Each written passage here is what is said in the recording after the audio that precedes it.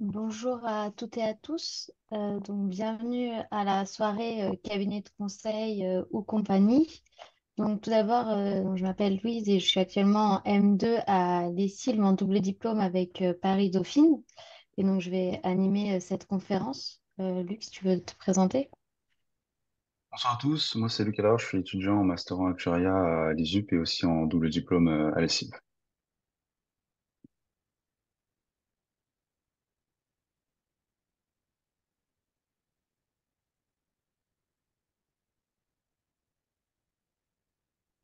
Nicolas, tu peux te présenter aussi? Oui, alors bonjour pour ma part, c'est Nicolas Coban, je suis aussi étudiant en master en actuariat à l'ISUP et comme Luc aussi en double diplôme avec l'ESSI.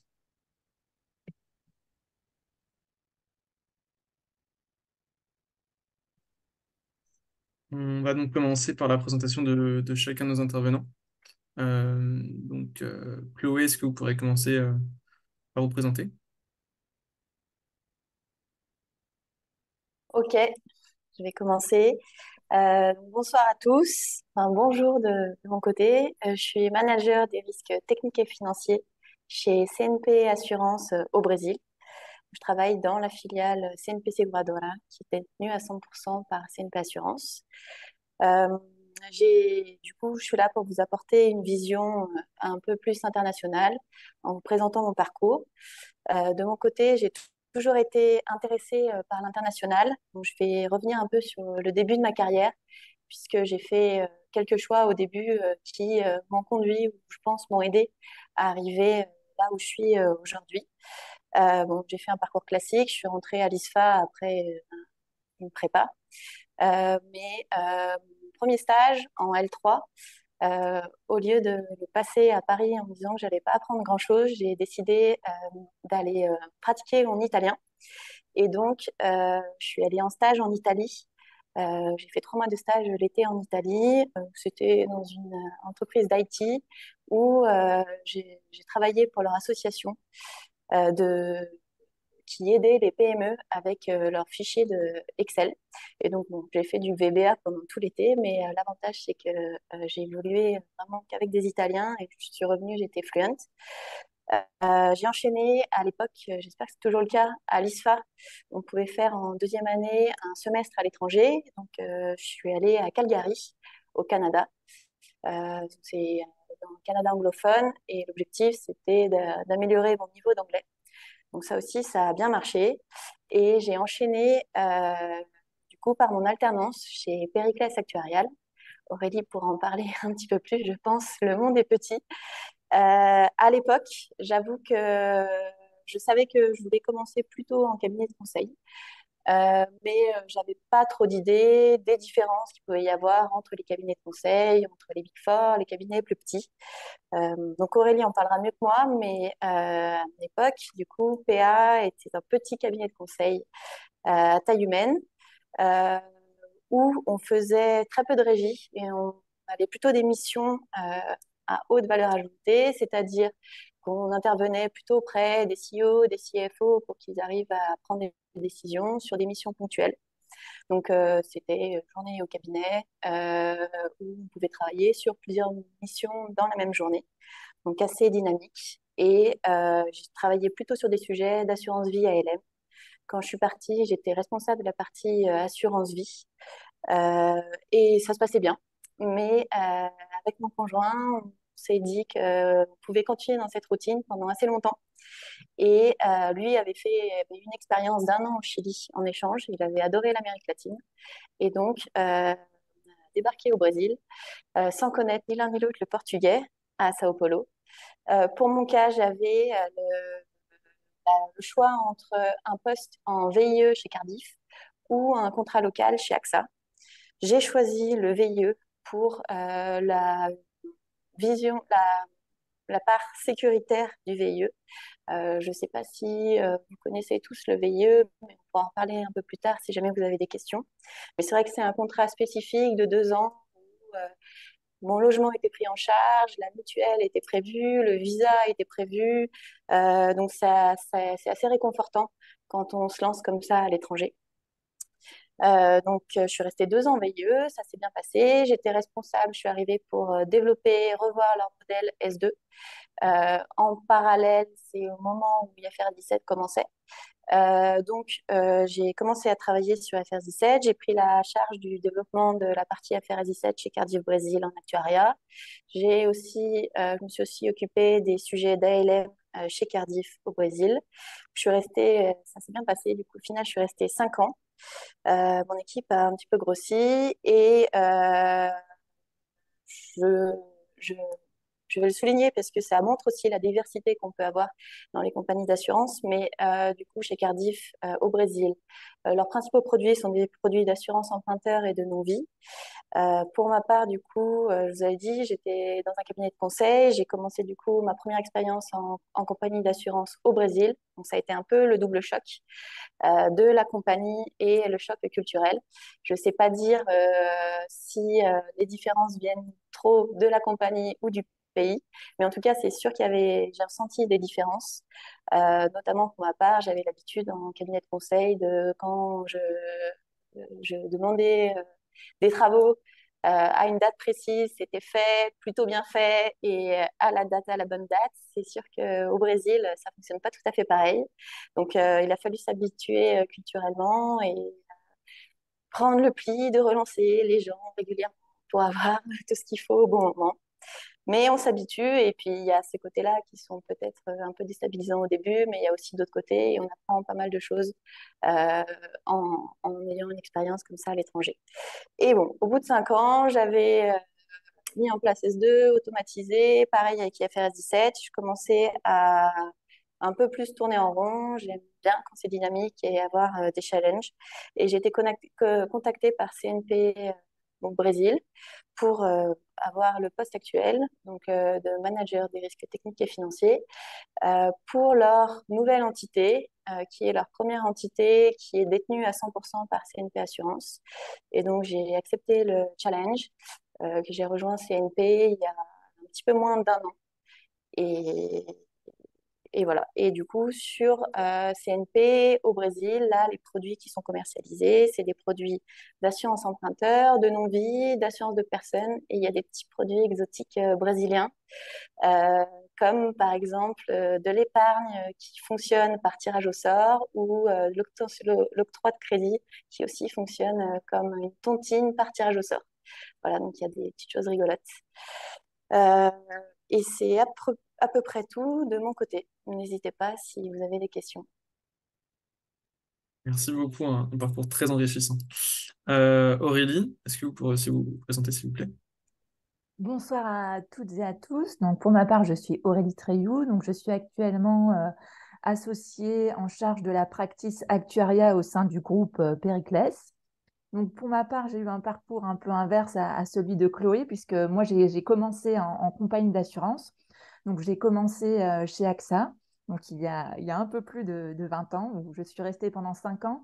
Et j'ai occupé 3 postes différents au sein de la direction technique vie individuelle, un poste plutôt orienté tarification, un autre plutôt inventaire et un dernier plus en gestion ALM.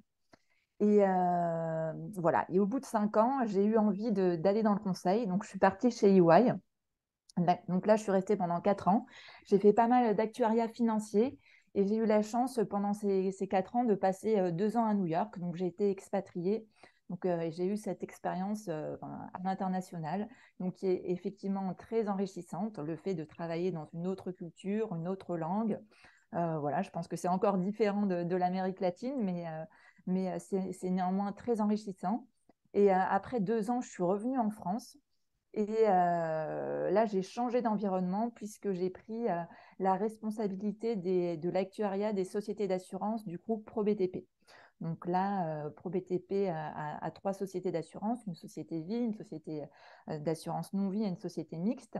Et donc là, pendant 4 ans, j'étais responsable de l'ensemble des sujets actuariels sur ces sociétés-là, que ce soit la tarification, le provisionnement ou toujours l'ALM.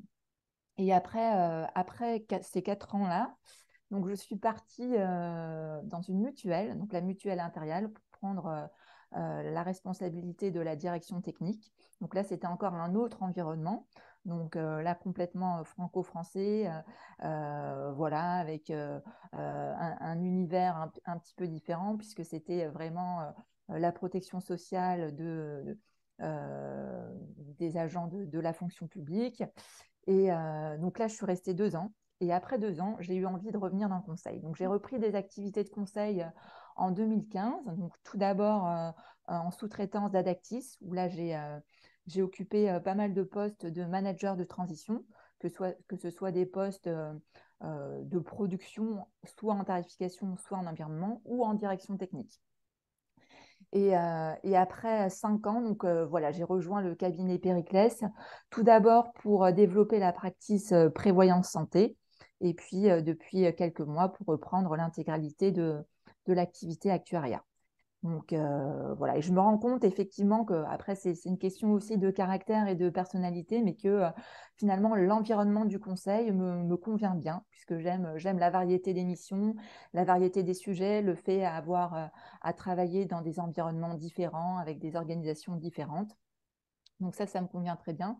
Et je suis par ailleurs très impliquée au sein des groupes de travail de l'Institut des actuaires, donc que ce soit le groupe de travail dépendance, prévoyance, emprunteur.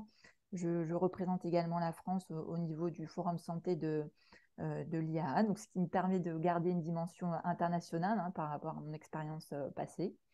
Et je suis également habilitée à certifier les tables d'expérience aussi bien en décès qu'en arrêt de travail. Voilà pour ma part, dans les grandes lignes, mon parcours. Donc, n'hésitez pas si vous avez des questions.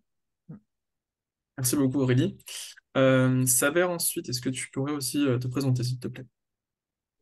Oui, merci. Bonjour à toutes et à tous. Donc, je m'appelle Saber Trabelsi. Donc, si je fais dans l'ordre chronologique des choses, moi, j'ai fait l'ENSEI il y a environ 15 ans pour faire des études plutôt finance de marché à la base. Donc, ma première intention était d'aller vers la finance de marché, de faire du trading et potentiellement partir à la retraite assez tôt. Donc, la crise de 2008 est passée par là. Donc, ce qui m'a permis de découvrir par hasard l'actuariat. Euh, donc, j'y suis depuis, hein, donc un secteur où j'ai trouvé ce côté un peu passionnant de réflexion, de beaucoup de choses à mettre en place, d'environnement qui bouge en termes de conviction autour des hypothèses économiques, techniques ou autres. On pourra revenir là-dessus par la suite. Euh, donc, après l'ENSAE, en parallèle, j'ai travaillé chez Aon Global Risk Consulting, qui est une entité conseil au sein du groupe Aon, qui est l'un des premiers courtiers en réassurance dans le monde. J'avais travaillé sur mon mémoire d'actuariat à l'époque sur le risque de longévité, entre autres. Ensuite, j'ai enchaîné avec un rôle chez EY pendant quasiment 7 ans, où j'ai travaillé sur pas mal de sujets, certes actuariels, mais d'une manière générale, pas mal de projets, pas mal de transformations. Donc, j'ai pu toucher à la fois à des sujets, à l'époque, la mise en place de S2, les modèles internes, etc., de grands groupes, mais aussi des projets de mise en place de fonctions nouvelles comme la fonction actuarielle ou d'autres types de transformations autour du business. Au bout de 7 ans, j'avais envie de renforcer le côté entrepreneurial de cette expérience en conseil. Donc, je suis parti chez Gallia, qui est un cabinet de conseil à une taille plus modeste ou plus humaine, si j'ose dire, d'environ 40 collaborateurs, ce qui me permettait d'avoir une vision un peu globale sur le monde du conseil avec les différents typologies de cabinets de conseil. Ça aussi, c'est un sujet sur lequel on pourrait revenir éventuellement, donc entre Aon, EY et ensuite Galea. Et puis la crise sanitaire, je pense elle a permis un peu à beaucoup de personnes de réfléchir et de se dire ouais, qu'est-ce qu'on aimerait faire, où est-ce qu'on souhaite être dans 5-10 ans.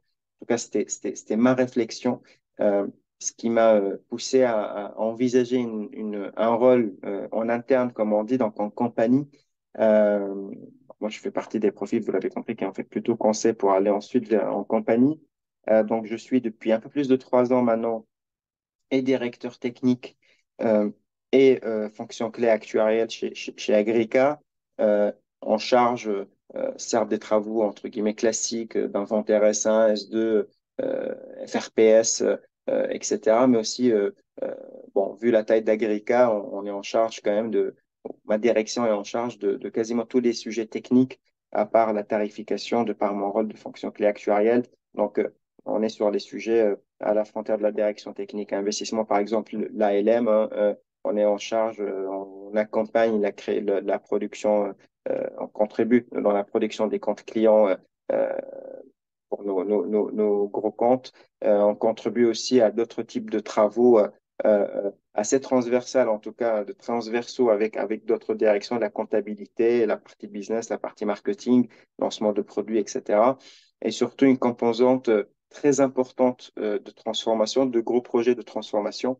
Ce qui fait que comme je le dis souvent, je reste un peu consultant dans l'âme et je reste un peu sur un fonctionnement voilà, prise d'initiative sur des projets pour trouver des solutions et pour mettre en place les solutions sur le temps court, moyen ou long, selon les sujets.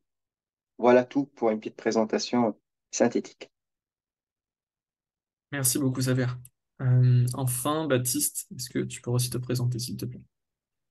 Bonsoir à tous, je suis Baptiste Bréchot, je suis associé au sein du cabinet Deloitte et je m'occupe plus particulièrement des activités actuariat. Alors, je suis arrivé dans l'assurance de façon tout à fait euh, pas attendue. En tout cas, je voulais effectivement, un peu comme Saber, travailler sur les marchés. Moi, j'avais fait de l'économie à la Sorbonne. Et il s'est trouvé que j'ai dû travailler pendant mes études et une annonce d'AXA tombe et je me dis, tiens, je vais essayer de bosser pour AXA en même temps que mes études. Et vous savez, c'est beaucoup comme ça dans nos carrières. J'ai eu un coup de cœur avec le manager qui m'a reçu très tard un soir et j'ai passé 2 ans extraordinaires à AXA où j'ai découvert l'assurance, où j'ai découvert l'actuariat que je ne connaissais pas du tout et où je me suis occupé AXA France de l'épargne sur des produits particuliers avec l'inventaire, donc la découverte de ce qu'est une PM, d'un calcul financier en assurance. Et en particulier dans le cadre d'un projet, je n'étais pas associé directement à la prod au quotidien, puisque AXA réduisait, comme chaque année souvent dans les sociétés, les délais de production. Et donc on essayait tout simplement de changer les méthodes et d'améliorer la qualité des données. Et c'est quelque chose, 20 ans plus tard, je vous rassure, on le fait toujours. Mais c'est génial pour découvrir le métier. Et au bout de 2 ans, bah, je me suis dit, ah, c'est sympa, mais j'ai pas de réseau. AXA est organisé de façon très chouette. C'est une entreprise vraiment extraordinaire, mais avec un peu une micro-activité, c'est-à-dire que vous avez vos tâches et j'avais besoin de découvrir plus de choses dans l'assurance et plus de monde. Et en fait, tout simplement avec une annonce sur le marché qui cherchait, c'était France Assureur, qui cherchait quelqu'un pour s'occuper des normes comptables et de solvabilité 2, sachant que je ne connaissais que peu les normes comptables. Alors, j'ai eu la chance que ça m'avait formé un peu, mais solvabilité 2, très peu. Et pareil, un coup de cœur, c'est vraiment comme ça que les choses souvent se font. Une entente extraordinaire avec le directeur que je rencontre un soir, pareil. Et j'ai passé 2 ans à faire du lobby. Alors, le lobby à la française, c'est-à-dire concrètement des groupes de travail, développer des positions françaises avec l'ensemble des assureurs, en l'occurrence, soit les CEO, soit les directeurs financiers, soit les directeurs des risques des sociétés et aller porter la voix de la France. Alors moi, j'étais tout jeune, hein, j'avais 25 ans, donc je le faisais très humblement et évidemment avec d'autres personnes à côté de moi dans les institutions françaises. Ça peut être le Parlement, ça peut être les organismes, et ils sont nombreux au niveau européen également. Alors là, c'était un bond dans quelque chose d'extra au sens où j'ai dû me former totalement et puis vous passez du jour au lendemain effectivement à voir des dirigeants que je n'avais jamais vus. Par exemple, au bout d'une semaine, j'étais devant Henri Decastre, l'ancien dirigeant d'AXA, alors que ayant bossé à AXA, je n'avais évidemment jamais vu Henri Decastre. Donc c'est un autre univers, une autre façon d'apprendre la façon dont les choses en fait décident, dont les réglementations se mettent en place, dont elles impactent les sociétés et comment les sociétés, via des actions de lobbying, s'organisent pour orienter l'action publique. Mon directeur part à un CNP et me dit, bah, est-ce que tu veux me rejoindre? Et donc, je le rejoins à CNP parce que j'avais envie de continuer l'aventure avec lui. Et je me suis occupé des normes IFRS à CNP Assurance. Entre-temps, je suis devenu actuaire avec le CEA et Solvabilité 2 devenant de plus en plus prégnant, je rejoins la direction actuariat pour m'occuper de Solvabilité 2, en particulier sur l'ensemble du corpus normatif, des processus et beaucoup des modèles, puisqu'il y a toute la mise en place des modèles associés à Solvabilité 2. CNP, j'y suis resté un peu plus de 7 ans et je m'amusais, c'était très chouette. Mais je m'amusais en particulier avec une société de conseil qui s'appelle Deloitte. Et je me suis dit un jour, mais tu t'amuses tellement avec Deloitte, pourquoi tu ne rejoins pas tout simplement Deloitte? Et voilà, bah, j'ai proposé, est-ce que ça vous intéresse que je rejoigne Deloitte? Et oui, très vite, je rejoins Deloitte. Je démarre senior manager. Et alors, sans vraiment, avec aucune idée à l'esprit, sinon l'envie de découvrir le conseil, de découvrir différents sujets, différentes sociétés de vraiment voir une multitude d'univers, de retravailler aussi beaucoup avec des jeunes qui démarraient et qui viennent des écoles, qui ont tout à apprendre. Et c'était vraiment un autre, changer complètement d'univers. Et c'est un pari, c'est ce qu'on vous dit d'ailleurs quand vous venez d'une société que vous n'avez jamais fait de conseil, c'est tellement différent que c'est un pari.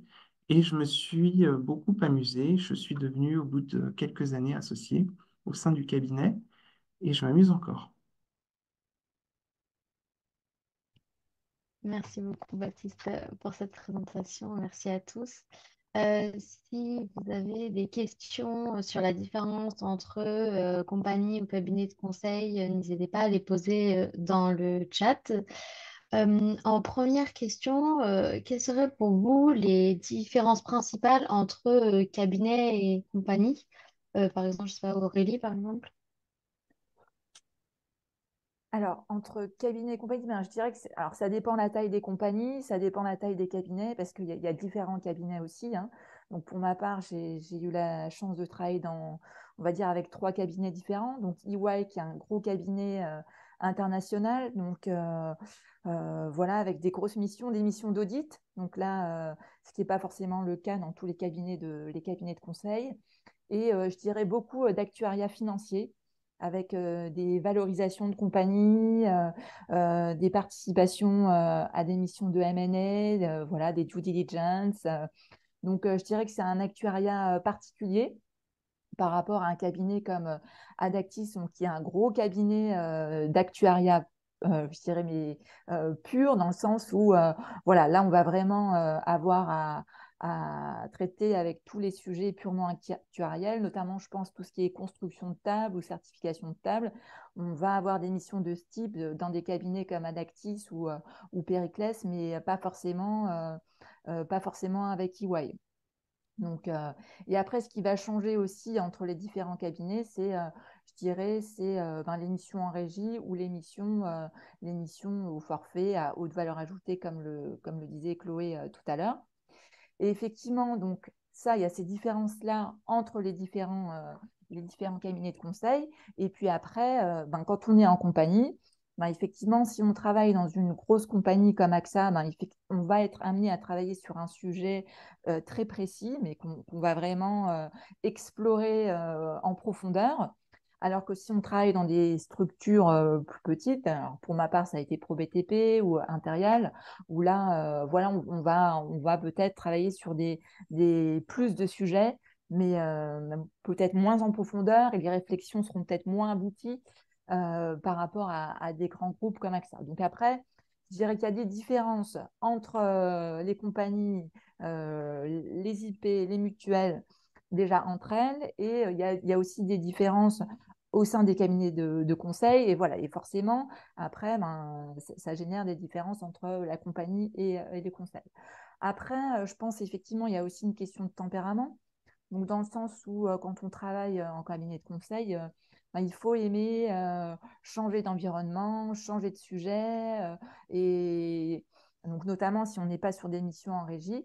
Et ça, parfois dans une même journée, quoi, où on peut voilà, travailler avec une mutuelle le matin, un gros cabinet d'assurance l'après-midi, et sur un, je sais pas, un sujet de table à un certain moment, un sujet de valorisation à un autre moment, ou de tarification encore un autre instant dans la semaine. Donc voilà, il y a peut-être plus, je dirais, d'incertitude dans le conseil par rapport aux missions sur lesquelles on va avoir à travailler, puisque ça dépend aussi du marché et des missions qui sont gagnées par le cabinet par rapport à un poste en compagnie où effectivement là on est embauché pour un poste précis avec une fiche de poste, une mission, et du coup normalement on sait plus à quoi s'attendre par rapport à un cabinet de conseil où voilà, ça va dépendre des sujets et des missions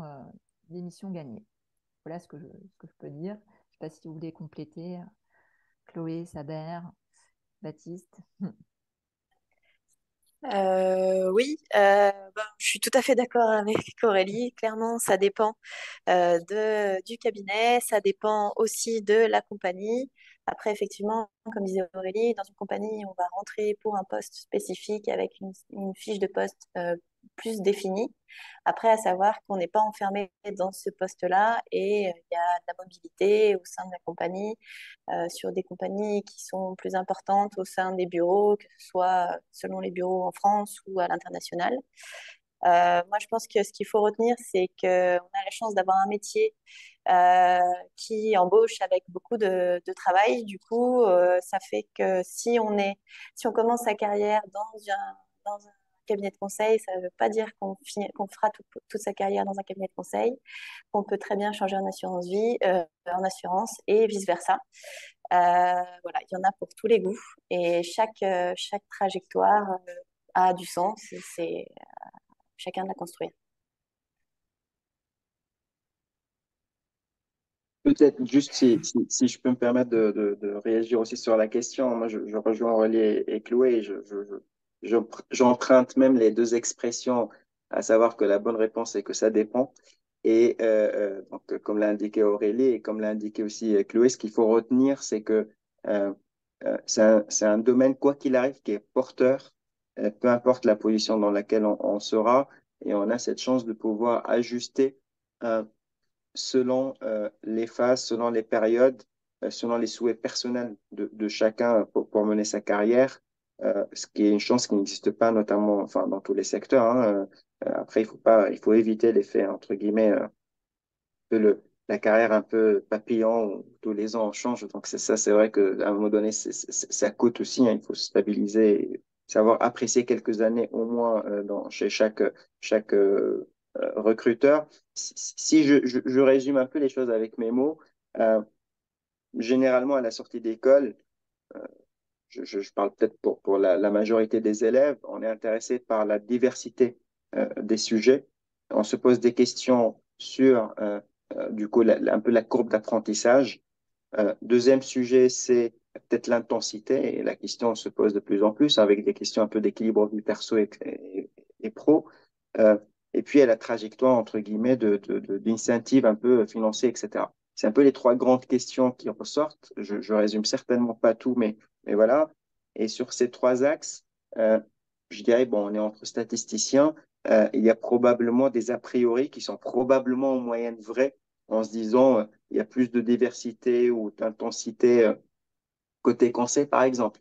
Euh, après, donc c'est important de se dire, OK, on est conscient, entre guillemets, de ces a priori, mais attention, parce que parfois, c'est des a priori. C'est-à-dire qu'on peut être en cabinet de conseil et être obligé de vivre 2, 3 ans sur une mission d'inventaire, avec tout le respect que j'ai pour l'inventaire parce que c'est important de toucher un peu à tout hein, et de comprendre tout le cycle des travaux chez un assureur. Mais pour dire qu'on peut rester pendant 2, 3 ans sur un type de travaux et se battre, entre guillemets, pour changer de mission, etc., parce que c'est la réalité économique, le conseil est là pour répondre à des besoins aussi de ses clients comme on peut être en interne, entre guillemets, en compagnie, et enchaîner pas mal de sujets, une diversité, etc., etc. La réalité, c'est que ça dépend de la structure du cabinet, ça dépend aussi du contexte. On sait très bien qu'il y a des phases lancement de S2, lancement des FRS 7, etc., c'est porteur pour tout le monde, et notamment pour les cabinets de conseil. Il y a d'autres phases où c'est plus compliqué en termes de budget, en termes de thématique, en termes de sujet. Et du coup, il y a moins de dynamique à la fois en conseil, en compagnie. Donc voilà, moi je dirais qu'il y a plus de réflexion à avoir autour, en effet, de savoir être au bon endroit au bon moment et être conscient qu'on est dans un secteur qui permet d'avoir relativement le choix, même si on dépend des offres qui se présentent, etc.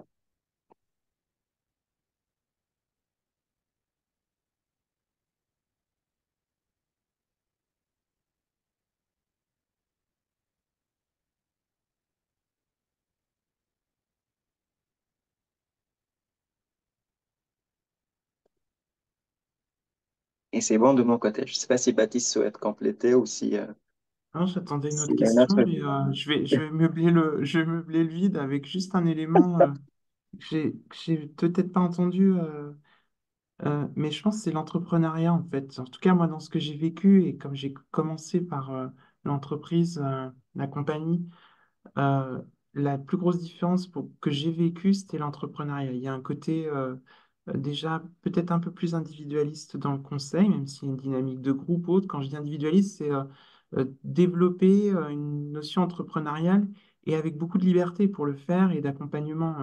Ça va jusqu'à des équipes de marketing, de communication qui vous aident à développer un produit, une solution, à le tarifer, à aller sur le marché avec. Et ça, moi, en tout cas, c'est ce qui m'a un peu frustré en compagnie et j'ai adoré les années que j'ai passées, mais l'entrepreneuriat était un peu moins reconnu. Et encore, il y a plein de situations. Moi, c'est ce que j'avais vécu dans mon parcours à moi, avec une gouvernance, une certaine rigidité, des procédures et autres, là où j'ai beaucoup, beaucoup plus de liberté aujourd'hui, une capacité effectivement à développer. Mais il faut aimer cette fibre entrepreneuriale, c'est clair, et avoir envie de faire ça. Du coup, on entend souvent que, il y a plus de diversité en cabinet de conseil qu'en compagnie. Donc, comme vous avez fait les deux, est-ce que vous pouvez nous donner un peu votre ressenti par rapport à ça, même si vous avez commencé à en parler déjà tout à l'heure? Oui et non. En fait, ça va dépendre aussi de vous, ce que vous voulez faire en compagnie, au sens où vous aurez toujours une feuille de route et des tâches. Il y a la capacité à créer beaucoup autour de ça. Je vous donne un exemple tout bête. Saber disait l'inventaire. L'inventaire, on récupère souvent un processus qui existe, plus ou moins industrialisé, avec un peu d'opération manuelle. Vous pouvez le donner à quelqu'un qui va reproduire ce qui s'est passé l'année d'avant, et vous pouvez le donner à quelqu'un qui va créer un outil sur Python à côté, automatiser un certain nombre de tâches. Et ça, on peut le faire tous les jours, en fait. Pareil, on peut créer un réseau en interne, on peut créer un réseau avec d'autres sociétés, c'est pas interdit de contacter ses anciens collègues ou autres, au sens où, en fait, la diversité, on peut la créer, et son champ d'activité, on le crée aussi. Tout nous est pas imposé, tout nous est pas demandé. Donc c'est aussi ce que vous aurez envie de faire au quotidien. Et comme on le disait, on peut aussi vite changer en interne. En réalité, de plus en plus, les parcours se diversifient. On fait tourner rapidement les équipes parce qu'on sait qu'au bout d'un an et demi, d'un jeune, il a envie de vite de bouger. Vous savez aussi qu'il y a des sociétés qui proposent des parcours avec euh, trois expériences en 3 ans. Donc il y a des choses possibles à faire. Après, c'est vrai que dans le conseil, on peut avoir une mission de 2 jours. Donc ça arrive, hein, et ça peut être d'ailleurs 2 jours, jour et nuit.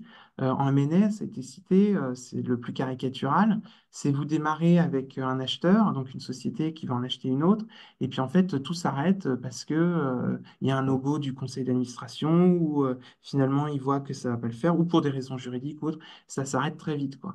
Donc énormément d'intensité avec une data room qui est ouverte, des milliers de documents qu'il faut analyser, et paf, d'un seul coup ça s'arrête. Un audit dure une semaine à 2 mois, mais il y en a plein qui durent une semaine. Donc, on peut faire très, très, très court, effectivement, dans la diversité. Après, c'est vrai que, par exemple, vous allez commencer, c'est assez rare, vie et non-vie. Vous arrivez chez Deloitte, vous allez faire autant de la vie que de la non-vie. Donc, ça, c'est assez chouette. Vous allez être autant travailler à l'international que sur le marché français, autant en réassurance que d'autres activités. Donc, ça, c'est une vraie, vraie diversité. Faut beaucoup l'apprécier et en même temps, elle est dangereuse. C'est-à-dire qu'il faut aussi vous spécialiser petit à petit, avoir une casquette, une expertise. Et donc, à vous aussi de vous dire vers où vous voulez aller et de ne pas faire tout et peut-être rien avec ce risque-là. Et donc, de diversifier votre profil, mais en même temps de développer votre expertise. Et c'est essentiel pour la suite de votre parcours.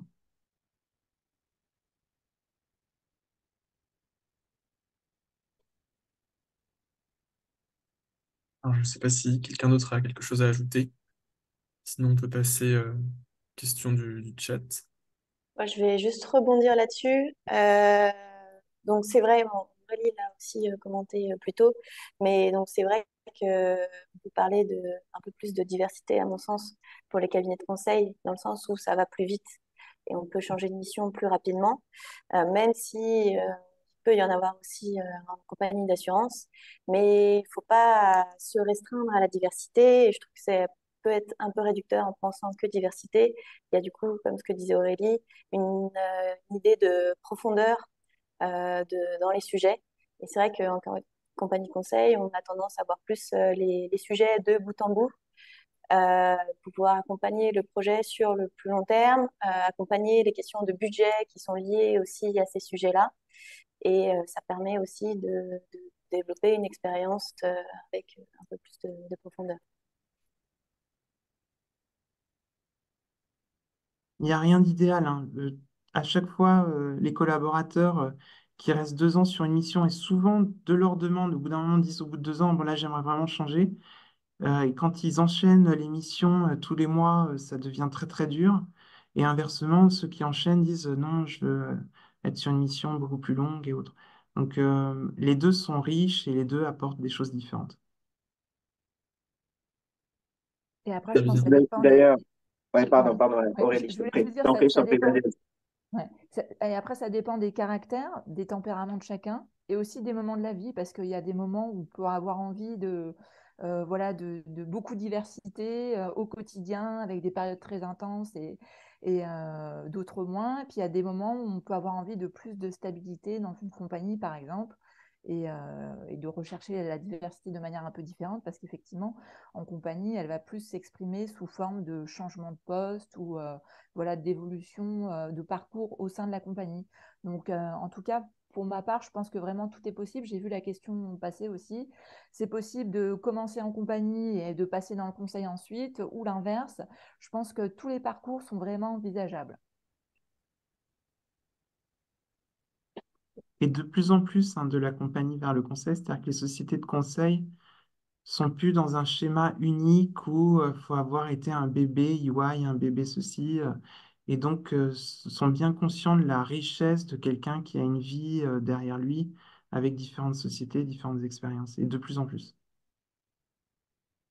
Ouais, si je peux compléter, enfin, je pense qu'on est dans un secteur, à l'image de tous les autres secteurs de services ou industriels, on a besoin à la fois des parcours ou de généralistes et spécialistes. On a besoin de l'expert sur certains sujets pointus qu'on peut creuser, sur lesquels il faut un vrai tampon d'un spécialiste qui a passé X années sur le sujet. Mais on a aussi, quand on se lance sur des projets assez transverses, etc., cette capacité à avoir des profils généralistes. Donc, il y a de la place, je dirais, pour tout le monde.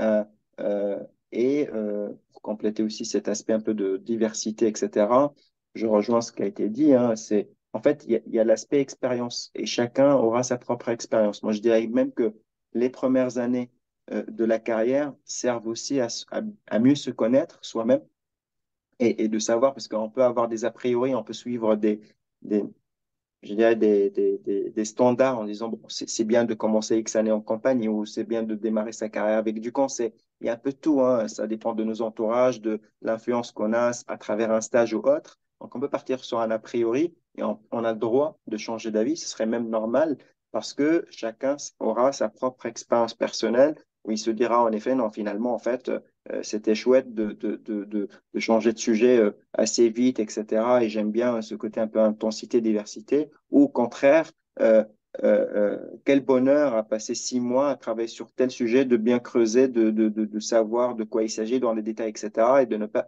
effleurer quelque part les sujets sans forcément les maîtriser. Donc, chacun aura euh, voilà, une préférence qui pourra pousser soit en compagnie, soit en cabinet de conseil. Et ça vient avec l'expérience. Merci beaucoup à tous. Je pense que vous avez fourni une réponse très complète. Donc, on va commencer par prendre les questions du chat. Donc, encore une fois, n'hésitez pas à, à noter toutes vos questions. Donc, je pose la première question à vous, Aurélie, d'une personne du public qui demande ce que vous entendez par la sous-traitance. Ah, donc, effectivement, je n'étais pas salariée directe d'Adactis, donc j'avais ma propre société et donc j'intervenais en tant qu'indépendante, donc, mais pour le compte d'Adactis. Donc voilà, quelque part, c'est Adactis qui avait trouvé des missions pour moi, mais j'étais pas salariée, donc je facturais ma prestation à Adactis qui, elle, la refacturait au client. Voilà, est-ce que c'est clair? Oui, merci. Et autre question, est-ce que vous avez remarqué une évolution de l'actuariat en cabinet de conseil par rapport au moment où vous avez commencé, des différences, une évolution ou c'est similaire et il n'y a pas trop de changements dans la manière de travailler? Bah non, je pense qu'il n'y a pas de changement particulier.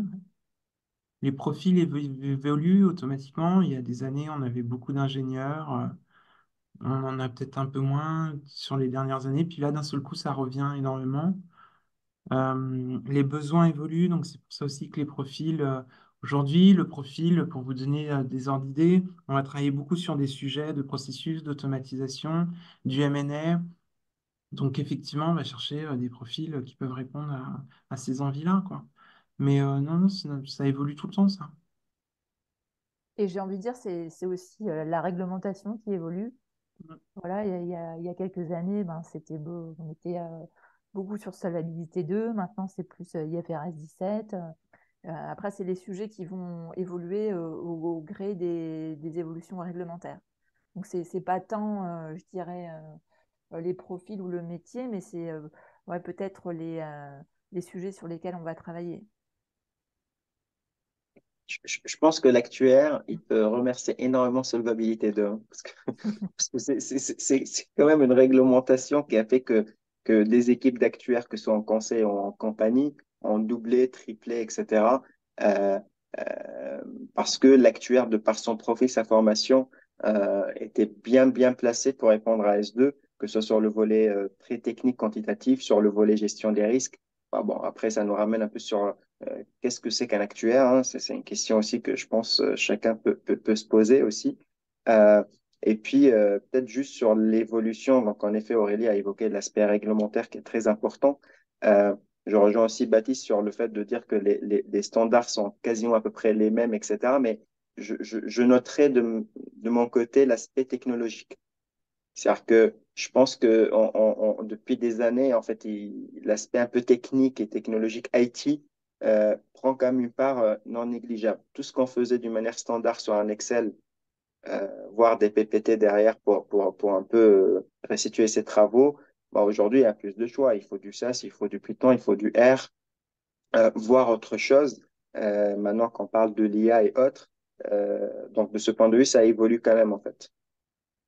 Et on le voit même sur les projets, hein. Les projets, je pense, S2, si on regarde que les projets S2, ensuite, quelques années plus tard, les projets FRS 17, hein, Baptiste pourra peut-être en témoigner. Quand on découpe un peu les budgets entre les métiers, comme on dit, et puis la partie un peu IT, je pense qu'FRS 17 a prouvé que pour des enjeux techniques, comptables, actuariels, etc., il y a de plus en plus de budget et du coup, pour les gérer, il faut des gens qui ont cette ouverture de comprendre un peu les enjeux IT derrière les réflexions entre guillemets métiers et techniques. Ouais, complètement. Pour se donner un ordre d'idée, quand les budgets étaient fixés, si vous avez un budget à 100 millions, vous pouvez estimer qu'en gros 25% va vers de l'actuariat, déjà assez large, hein, dans un champ assez large, et 50% c'est de l'IT, ouais. Donc si les actuaires veulent capter une partie du budget, oui, c'est la dimension entrepreneuriale, là, il faut y aller effectivement et développer la fibre IT, ouais. Et pour une compagnie, quel peut être l'intérêt de faire appel à des consultants de cabinets de conseil ou autres plutôt que des actuaires en interne, par exemple?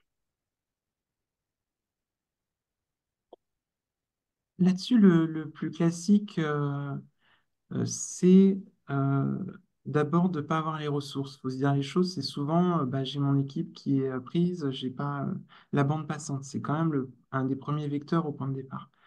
Ensuite, évidemment, quand on parle de grandes réglementations et de nouvelles réglementations, aujourd'hui, vous avez en particulier l'ESG avec la CSRD, il y a un champ de connaissances développé par les cabinets automatiquement pour intervenir sur ces sujets, là où la société a peu de temps à consacrer pour se former et met du temps aussi pour embaucher. Donc, ce laps de temps, il est effectivement, il bénéficie énormément au cabinet. Ensuite, vous avez tout simplement une logique de société qui peut être différente d'une société à l'autre. C'est-à-dire qu'une société peut faire le choix de fonctionner avec beaucoup, beaucoup de consultants. On en a sur le marché pour des raisons de coût, clairement. Quand vous embauchez quelqu'un, bah, il y a tout le coût aussi de son départ. C'est appréhendé comme ça, hein, pas que le coût de la vie euh, et de son évolution. Alors que dans un cabinet, bah, automatiquement, là, quand la mission est arrêtée, la mission est arrêtée. Et puis, il n'y a pas tous les coûts salariaux, sinon à travers, évidemment, le coût du conseil lui-même. Donc, il y en a sûrement beaucoup d'autres. Je suis sûr que Chloé, Aurélie, Saber, vous avez d'autres idées? Bah, Vas-y, Chloé. Ouais. Ok, merci. De mon expérience, c'est vrai que on a plutôt fait appel à des cabinets de conseil pour des questions de budget, pas vraiment pour des questions de manque de connaissances en interne, mais plus parce qu'il n'y avait pas le budget pour avoir des postes en interne. Et donc, le relais pour pouvoir continuer d'assurer et travailler sur ces sujets-là, c'était d'avoir du budget en consultant. Et même si à l'instant T, ça coûte plus cher, mais c'est pas ça va pas dans les mêmes budgets de la compagnie. Et aussi, c'est plus facile pour faire face à un pic de travail plus ponctuel. Oui, Peut-être un effectivement, autre. je, Vas-y, Aurélie, je t'en prie. ce à quoi je pensais, il y avait d'une part, donc il y a ces questions de budget. Après, il peut y avoir un besoin de renfort, mais de manière vraiment euh, temporelle par rapport à un projet précis. Je ne sais pas, je pense à un projet de lancement de produit, par exemple, où il y a juste un besoin d'une équipe, le temps de concevoir un produit. Donc, il peut pas, et que ce projet-là, en fait, peut pas être comment dire, suivi enfin, et produit par les équipes en interne. Donc, du coup, là, il y a un appel à des ressources externes. Et il peut aussi avoir le besoin de faire appel à des consultants pour avoir aussi une vision marché, c'est-à-dire Hmm. aller chercher un peu pour savoir comment font les autres quelque part. Et il peut y avoir aussi cette envie-là quand nos clients font appel à des consultants, c'est d'avoir une vision un peu plus large des pratiques de marché pour pouvoir faire évoluer les process, les pratiques en interne. J'allais évoquer deux points. Donc, le Ah, premier, c'est, Aurélie vient de l'indiquer, hein, c'est ce qu'on appelle benchmark. Donc, parfois, à compétence égale entre le consultant et l'interne, le consultant est là pour aussi donner une vision un peu plus large sur le marché. Et on le voit dès qu'il y a une nouvelle tendance, un nouveau rapport à sortir, une nouvelle réglementation, etc. Et c'est un passage obligé de faire appel à des cabinets de conseil parce que on saura ce que les autres ont fait, etc. Et quelque part, ça peut être aussi, quand ça marche bien, bénéfique au marché parce que ça permet de standardiser les approches. Donc, entre guillemets, on est sûr de ne pas se tromper, hein. Et encore une fois, on peut citer S2, FRS 7 et d'autres exemples. L'autre aspect, c'est aussi, et ça rejoint un peu la question de la vision budgétaire évoquée par Chloé, quand il s'agit d'expertise très pointue, euh, qui est nécessaire, mais pendant un moment très court sur l'année. Je ne sais pas, pendant la clôture annuelle, il y a un sujet de générateur de scénario économique, d'une valorisation économique, des choses un peu spécifiques. Euh, c'est parfois plus efficient budgétairement de se dire là, je sais que d'une manière récurrente, j'ai besoin de 3, 4 semaines de conseil et je ne vais pas recruter un ETP complet sur l'année que j'aurai du mal à occuper sur le reste de l'année sur ce sujet très spécifique. Voilà. Merci beaucoup. La question suivante s'adressera plutôt à Aurélie, Saber et toi, Baptiste, puisqu'elle aborde donc les Big Four, euh, puisque vous avez donc respectivement des expériences donc, chez EY et Deloitte. Donc déjà, premièrement, est-ce que vous pourriez donc expliquer ce qu'est un Big Four? Ensuite, on a aussi une question donc, qui est qu'en est-il réellement de la quantité de travail au sein des Big Four? Et donc là, vous pourrez chacun votre tour donner votre avis. Et vous aussi, Aurélie, n'hésitez pas à raconter votre expérience à Paris et à New York, parce qu'elle est sans doute pas la même. Donc on peut commencer avec Saver si vous voulez bien. Alors, je vais d'abord commencer par la réponse académique simple, un Big Four. Donc, en bon français, c'est les quatre grands de l'audit dans le monde. Donc, quand on fait le classement, il y a les quatre qui ont la plus grande partie, la plus grande part de marché de l'audit, même si, in fine, selon les acteurs parmi les quatre, on pourrait retrouver plus de chiffre d'affaires conseil qu'audit in fine, hein. Mais en tout cas, voilà, enfin, c'est pour ça qu'on parle de Big Four. En France, on peut parler de Big Five ou autre, parce que derrière, on trouvera assez vite un Mazars ou d'autres acteurs aussi qui, voilà. Je vais me limiter à ces noms-là pour ne pas faire de la pub pour tout le monde. Euh, Maintenant, sur l'intensité, euh, mon expérience, c'est que c'était intense.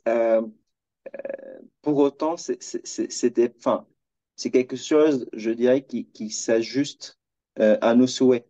C'est en fait un consultant, certainement, s'il demande plus, il aura plus. Et je pense qu'il n'y a pas de problème, parce qu'au pire, même s'il n'y a pas de mission, il y a des sujets à creuser, des go-to-market, comme on dit, c'est-à-dire on creuse des sujets, des nouveautés, voilà, on fait de la V, etc., etc. Donc, je dirais qu'il y a une part d'intensité qui dépend aussi de la volonté personnelle. Enfin, il y a une partie, entre guillemets, peut-être subie, si j'ose dire, de par le contexte d'une mission, du besoin, etc. Il ne faut pas oublier quand dans le monde du conseil, quelque part, on est là pour répondre aux besoins du client. Donc, le client est roi, si on fait bien les choses. Et du coup, c'est un client qui demande plus et il a plus d'urgence. Il faut qu'on s'approprie un peu ses contraintes.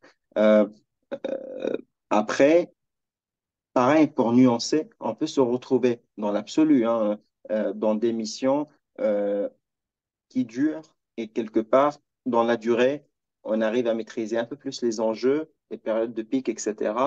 Et on maîtrise un peu plus le rythme. Euh, voilà. Mais même dans ce cas-là, le consultant qui veut voir plus de choses, etc., il peut avoir le loisir de passer ses soirées à travailler sur autre chose pour le développement commercial des Big Four, à travailler sur des propals et d'autres sujets passionnants.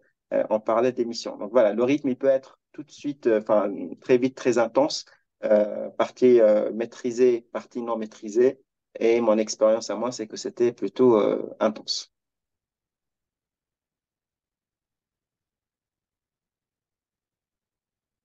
Je peux compléter peut-être. Donc pour ma part, effectivement, chez EY, c'était très intense, mais j'ai envie de dire, ça dépendait des missions aussi. C'est-à-dire que sur une mission d'audit, par exemple, ça pouvait être intense, mais quand même plus réparti dans le temps. Par contre, sur les missions de M&A, et Baptiste en a parlé aussi tout à l'heure, là, c'était vraiment très intense, puisque là, on a accès à des données sur un temps très court. Donc là, on pouvait avoir vraiment des très grosses journées, voire voilà, jusqu'au bout de la nuit à travailler sur certains sujets. Où je me souviens être arrivée un lundi matin donc au bureau à Paris et on m'a dit ben, rentre chez toi, va faire ta valise, on part à Chypre. Et donc le soir, j'étais à Chypre pour une due diligence et c'était parti pendant une semaine. Donc effectivement, il y a quand même un rythme qui est assez soutenu au sein de ces Big Four. Après, pour la différence entre Paris et New York, alors là, étrangement, pour ma part, c'était, comment dire, je pense, c'est un peu moins intense à New York, dans le sens où, là, alors c'est mon interprétation, mon explication, mais voilà, aux États-Unis, les gens ont moins de vacances. Donc, en général, c'est 2 semaines de vacances dans l'année. Et chez EY, c'était des privilégiés, donc ils avaient 4 semaines de vacances. Mais du coup, sur le reste de l'année, voilà, c'est des bonnes journées. Mais je pense que le travail est plus réparti dans la durée. Voilà, quand bien même il y a des missions un peu plus urgentes, où nous, en France, à contrario, on a beaucoup de vacances par rapport à certains pays, et que du coup, on peut avoir vraiment des pics d'activité qui vont être plus marqués, je pense. Donc, voilà ce que j'ai pu expérimenter de mon côté. Baptiste voulait peut-être rebondir aussi sur Non, je cet a pense qu'on priori. s'est tout dit. Le rythme, c'est vraiment la réponse de Saber est excellente. C'est ça. Vous mettrez le rythme que vous avez envie de mettre. Inversement, on freine beaucoup de collaborateurs hein, qui veulent trop faire. Faut aussi, faut tenir dans la durée. Hein. La vie professionnelle, elle est longue. Et en même temps, c'est pas une question de quantité. Il y a la qualité, la façon de travailler assez rapidement. Ça, pour le coup, ça s'apprend aussi. Et donc, le but, c'est au contraire d'avoir une vie saine. Vous savez, quand on recrute, c'est quelque chose de très fort hein, dans notre processus de recrutement. Les valeurs, on ne cherche pas quelqu'un qui nous dit je vais travailler comme un dingue. Pas du tout. Hein. Au contraire, quelqu'un qui fait du sport le soir, c'est 1000 fois mieux pour nous. Hein. Donc, on cherche vraiment des gens bien parce que vis-à-vis du client, vis-à-vis de nous, de l'équipe, de la personne elle-même, ça nous semble essentiel, c'est partie de nos valeurs, c'est très important. Mais il y a un autre sujet, c'est la REM, je crois, dans les questions. Oui, en effet, la comparaison entre la rémunération totale entre conseil et compagnie. Oui. Bah, j'ouvre le bal, on va tous donner un point de vue là-dessus. Je crois que ça répond à la question du début, il y a toutes les possibilités. Ce qui est sûr, c'est que quand vous démarrez en cabinet, en règle générale, c'est une généralité, mais il y a moins ou pas d'intéressement ou participation. Donc automatiquement, ça change le package dans la façon de sa composition. Ensuite, en tout cas par rapport à ce que je vois, ce que j'ai vécu ou ce que nous disent même les candidats, la capacité à évoluer peut être un peu plus rapide, voire beaucoup plus rapide pour certains cas dans le conseil. C'est-à-dire qu'il y a une marge d'évolution qui est plus importante. Le spectre, on est moins moyennisé dans l'évolution avec l'ensemble des salariés. Le variable, il n'est pas forcément beaucoup plus important. Moi, j'ai pas vu de différence là-dessus. Euh, c'est pas ça. Par contre, le variable, il peut être vraiment de 0 ou 250%. Ça, je l'avais jamais vu en entreprise.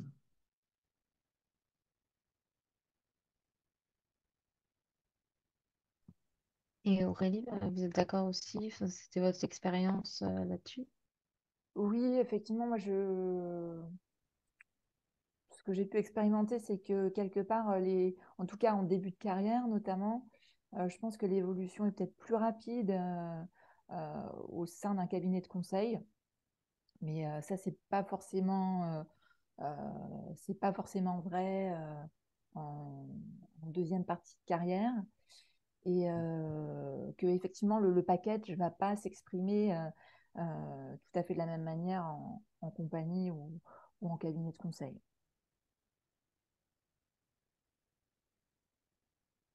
Voilà ce que je peux ajouter. Chloé, Saber. Je peux probablement apporter une réflexion complémentaire sur un sujet qui est certainement important à la sortie d'école. Mais je dirais que ce qu'il faut avoir en tête, c'est la trajectoire.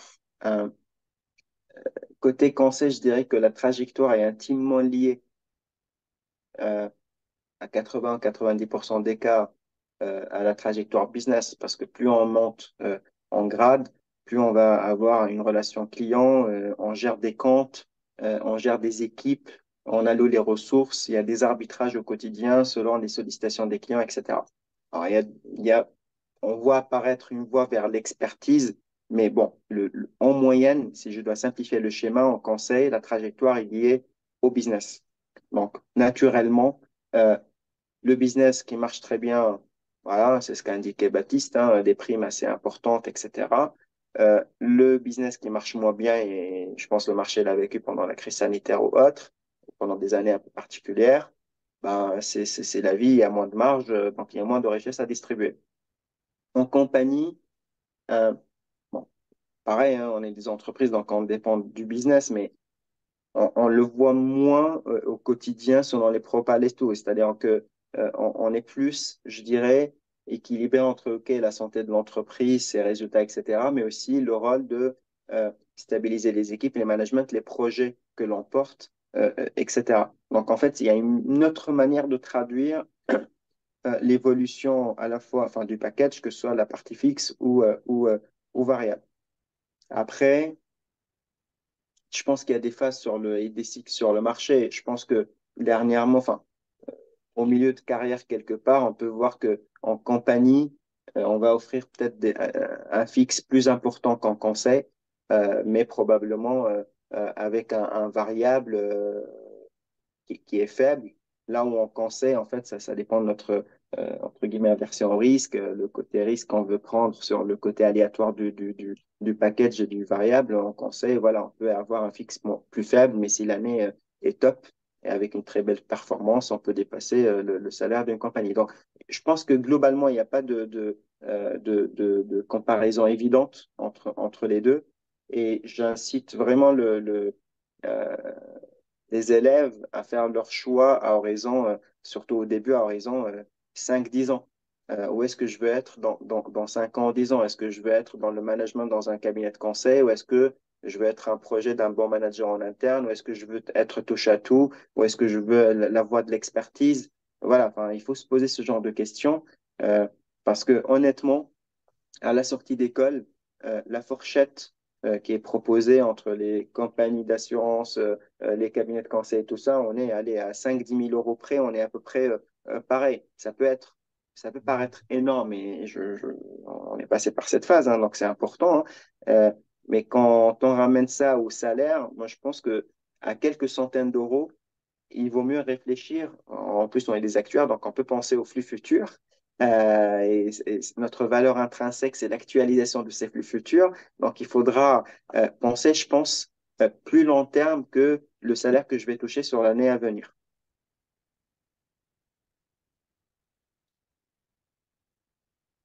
Très bien, merci beaucoup. On va passer à une autre question, du coup. Peut-être plus pour au niveau des compagnies, quoique ça peut s'adapter aussi au cabinet de conseil. Qu'en est-il des relations avec les autres départements que l'actuariat, par exemple la data, la gouvernance, la finance ou autre? Bah, je vais commencer à répondre à ça. Je pense que évidemment, ça dépend de l'organisation des entreprises, mais de mon point de vue, par où je suis passée, il y a clairement beaucoup d'interactions entre les services, entre les différents types. Euh, Aujourd'hui, par exemple, je suis dans l'équipe des risques. Dans l'équipe des risques, nous sommes 3 managers. Un manager qui est responsable de la gouvernance et du contrôle interne et l'autre qui est responsable du risque cyber. Donc en fait, au quotidien, j'ai des contacts du coup avec tous ces sujets-là, sans parler des contacts aussi avec l'actuariat plus technique, avec les investissements, la comptabilité. Euh, donc c'est vraiment, non, quand on est dans une compagnie, ça évolue beaucoup, ça va dépendre des postes, mais il y a beaucoup d'interactions avec les différentes équipes et notamment par IFRS 17 qui demande beaucoup d'interactions entre l'actuariat, la comptabilité, le contrôle de gestion. Euh, et c'est tout l'objectif, je pense, d'un actuaire, c'est d'avoir une vision plus globale de ce qui se passe dans l'entreprise et pas être dans sa bulle. Sinon, on loupe des choses.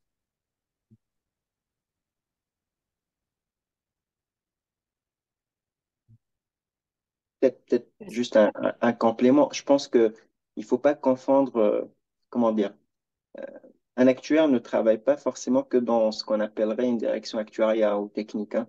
Euh, Peut-être bonne nouvelle pour les élèves, vous êtes partout. Donc, vous pouvez être dans une direction marketing, vous pouvez faire de l'investissement. Au bout de quelques années, on le voit, il y a de plus en plus même d'actuaires qui prennent une direction générale.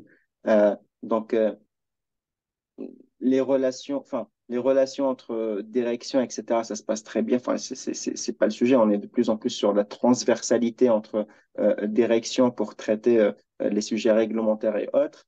Mais surtout, il faut pas confondre, il faut pas se dire si je suis en compagnie, je suis forcément dans la direction actuariat ou technique, on l'appelle comme on veut. On peut être dans une direction de performance, de marketing, d'investissement, de projet, tout, mais vraiment tout. Oui, complètement.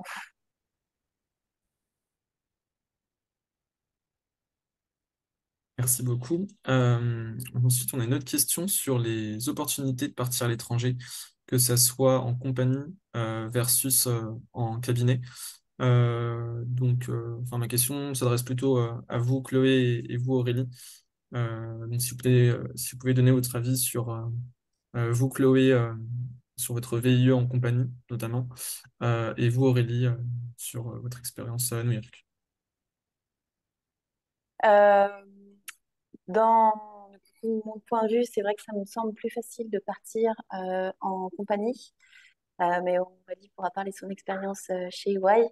C'est vrai qu'on a de la chance d'avoir des grosses compagnies d'assurance qui sont un peu présentes dans le monde entier et qui ont besoin d'expertise sur des sujets spécifiques qui n'existent pas forcément en local.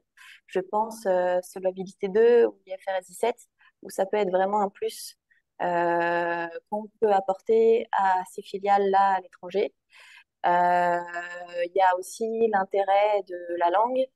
Mine de rien, d'être un Français à l'étranger et dans une compagnie française, ça permet d'échanger plus facilement avec le siège. Et je pense qu'aujourd'hui, il y a beaucoup d'opportunités qui existent en VIE dans le monde entier. Et donc, de mon point de vue, ça me semble une voie un peu plus simple de partir via une compagnie.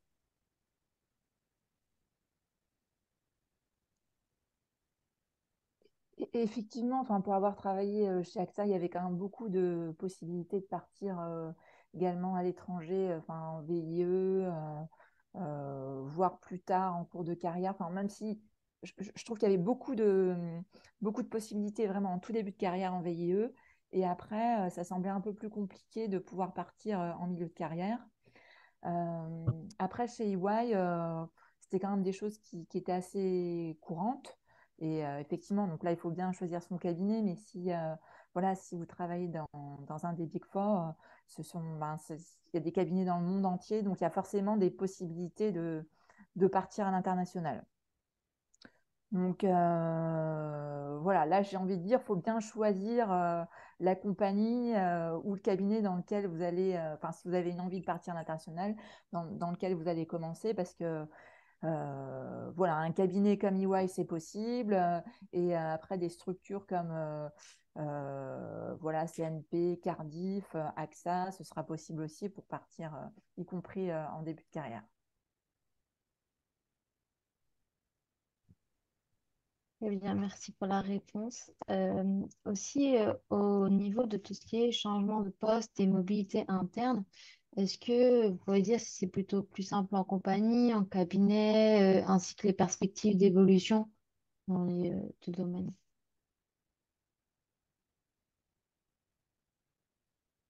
Baptiste, Je pense que peut-être vous c'est avez quelque chose à dire. plus simple en compagnie pour le coup, parce que vous vendez une véritable expertise dans le conseil. Et donc, ça arrive que l'on bouge d'un périmètre à un autre. Donc, les exemples aujourd'hui, c'est clairement l'ESG. Donc, il y a des actuaires qui se verdissent, qui deviennent des actuaires développement durable. Euh, Vous avez aussi un de passage vers le M&A. On a et inversement, hein, de M&A vers actuariat, actuariat vers M&A. Donc, ça arrive, mais c'est quand même assez rare.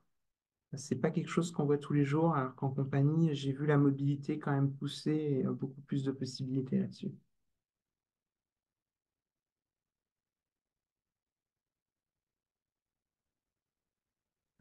Xaver, vous avez quelque chose à ajouter, à rebondir? Non, sur la mobilité, bon, en fait, ça dépend déjà de la taille peut-être de l'entreprise, si j'ose dire, c'est un gros mot, un parcours de carrière qui peut exister, hein, selon les entreprises, selon les équipes qui existent, etc. Puis aussi de la capacité de la principale, enfin, la personne intéressée et qui ferait cette demande-là à pouvoir convaincre en bougeant d'un poste à l'autre. Il ne faut pas imaginer ça comme un programme où on se dit, je rentre dans une entreprise et j'ai envie de passer 6 mois ou un an sur chaque thématique. Ce serait super, mais c'est pas un win-win qui est derrière. Enfin, c'est peut-être là-dessus que je veux insister, sur le contrat win-win entre et le candidat ou la personne, la principale intéressée, et puis l'entreprise. Une entreprise est prête à former, elle forme ses collaborateurs pour que qu'il y ait un peu un délivré, un retour sur investissement pour l'entreprise. Donc, on sait très bien qu'il faut X mois selon le secteur, le domaine, etc., pour que le collaborateur arrive à un certain niveau de maîtrise des travaux et qu'il puisse délivrer, etc.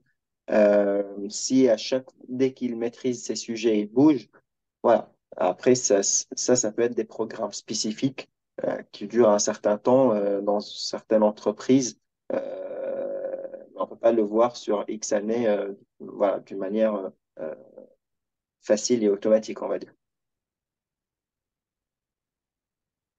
Et ça dépend aussi des opportunités qui se présentent, euh, des moments où on peut avoir un chef qui évolue, qui laisse sa place. On aura dit beaucoup, ça dépend aujourd'hui, mais vraiment, ça dépend des moments, des opportunités. En fait, le ça dépend, ça vous pousse à poser des questions. C'est-à-dire que le feeling va beaucoup compter dans vos choix et poser des questions, en fait, quand vous rencontrez les différentes entreprises par rapport à vous, vos motivations, ce qui vous fait ou pas aller à un endroit. Et donc, c'est pour ça, il y a rien qui est écrit d'avance. Il y a toutes les situations, toutes les cultures d'entreprise, elles sont très différentes. Et donc, poser les questions par rapport à vous, ce dont vous avez envie, ça permet de mieux comprendre et de prendre moins de risques. Une question pour vous, Baptiste. Vous avez mentionné donc le M&A. Est-ce que vous pourriez donc rappeler enfin, ce que c'est que le M&A et aussi expliquer si on peut en faire ailleurs qu'en Big Four? Oui, bien sûr, on peut en faire à plein d'endroits. Donc, on est sur l'activité de fusion-acquisition. Donc, il y a des fusions, mais elles sont plus rares. Le sujet est souvent une acquisition au point de départ. Et vous avez différentes étapes. Généralement, ce qui se passe, c'est une société où un portefeuille d'assurance est à vendre. Il y a un dossier qui se met en place. Le dossier peut être préparé déjà par le cabinet de conseil lui-même, une banque d'affaires. Parfois, dès le début, pour des raisons de complexité juridique ou fiscale, vous avez aussi un cabinet d'avocats qui intervient. Donc, on part d'un dossier à la vente, tout simplement, où c'est une publicité hein, pour la société. C'est la plus belle société qui fait les meilleurs résultats, qui est amenée à se développer, etc. Et cette petite publicité va faire le tour du marché. Alors déjà, en tant que cabinet de conseil, vous pouvez être amené justement à faire la pub pour aller chercher les acheteurs. Une fois que les acheteurs se mettent en place, on constitue finalement un premier groupe qui va avoir accès à ce que disait Aurélie, la data room, c'est-à-dire là, les documents de la société. On va déjà limiter cet accès. Et dedans, ce qu'on va trouver, bah, c'est les comptes de la société, des documents juridiques, donc beaucoup plus d'informations pour que l'acheteur puisse dire ou pas s'il continue dans le process, et en particulier si il offre un prix, il va offrir une offre non engageante. Il va dire, par exemple, moi je mets 500 millions sur la table pour acheter la société avec un certain nombre de conditions. Ensuite, on rentre dans un processus avec cet acheteur, parfois deux, ça dépend des offres qui ont été faites, parfois d'autres, hein, plus que deux. Et on va rentrer dans un jeu de questions-réponses et d'analyse avec des demandes beaucoup plus précises de l'acheteur automatiquement et des échanges avec la société physique ou par call. Et dans tout ce processus-là, le cabinet de conseil peut être amené à intervenir. Donc, vous avez vu, vous pouvez être aussi côté acheteur, auquel cas vous allez revoir les documents de la société, avoir une analyse critique, une valorisation. Vous pouvez être amené à valoriser la société, lui donner un prix avec des méthodes de valorisation qui se basent sur des techniques proches de solvabilité 2 ou autres. Et vous allez ensuite jusqu'au bout du processus, qui est le jour de la signature, avec concrètement la transaction bancaire. C'est très concret, hein, on va voir que la transaction a été opérée et que les 500 millions sont arrivés sur le compte de la société. Et arrive le meilleur, parce qu'une fois que vous avez fait ça et que vous y avez passé vos nuits et vos week-ends, avec un environnement, vous voyez, banque d'affaires qui va s'assurer que l'opération va au bout et qui a un rôle plus ou moins commercial, en tout cas qui coordonne l'ensemble des parties, le cabinet d'avocats qui va rédiger l'ensemble des protocoles, qui va éventuellement analyser les aspects fiscaux, et les différents cabinets, puisqu'il peut y en avoir plein, qui interviennent dans le cadre du processus. Une fois que c'est fait, eh bien, arrive ce qu'on appelle la PMI, le Post-Merger Integration, où là, vous intégrez la société acquise dans l'ensemble des processus et des outils de celle qui l'a achetée. Et ça, bah, c'est des processus qui peuvent durer un mois comme plusieurs années, selon l'ampleur et des travaux à conduire. Donc, c'est tout ce processus-là qu'on appelle souvent M&A et sur lequel on fait effectivement beaucoup de travaux. C'est passionnant, mais c'est très prenant.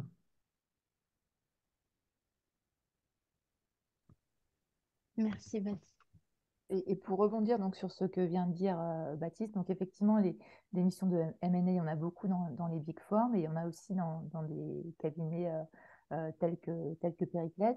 Et sur ce type de projet-là, effectivement, on va être amené à travailler, je dirais, main dans la main avec les différentes sociétés du groupe. Donc, par exemple, le groupe Pericles, donc il y a Pericles Actuarial, qui est vraiment la partie qui est dédiée au calcul actuariel.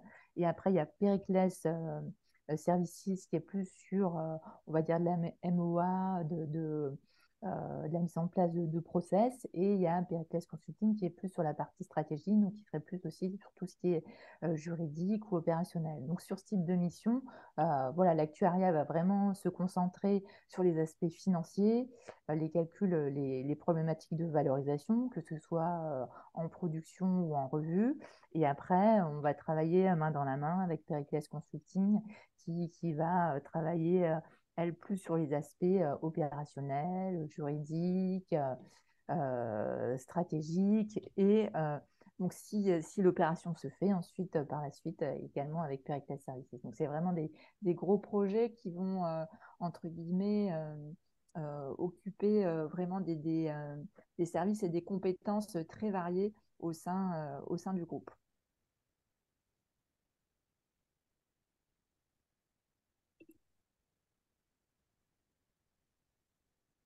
Merci Aurélie et Baptiste pour la réponse. Est-ce que vous aviez d'autres points que vous voulez aborder sur la différence entre cabinet de conseil et compagnie? D'autres points importants que vous vouliez évoquer? Non, c'est tout bon. Partez pas avec une idée bien en tête. Il y a toutes les possibilités. Et surtout, allez-y au feeling, vous allez sentir les choses. Mais pour ça aussi, faut interroger, il faut rentrer en contact, il faut s'enseigner. Et il y a vraiment votre histoire à vous. Ne rentrez surtout pas dans des caricatures de cabinets ou autres. Euh, Allez-y là où vous le sentez et vous aurez de toute façon toute la vie pour évoluer. Très bien. Ouais, merci à tous d'être venus et d'avoir participé. Merci Aurélie, Chloé, Baptiste et Saber. Et donc demain à 18h est la dernière soirée de l'Actuarial Week qui sera sur les autres opportunités en Actuariat. Donc on vous y attend nombreux. Et passez à tous une bonne soirée. Très bonne soirée, Merci beaucoup. merci. Merci Merci, au beaucoup. revoir. Au revoir. Merci. Au revoir. Merci.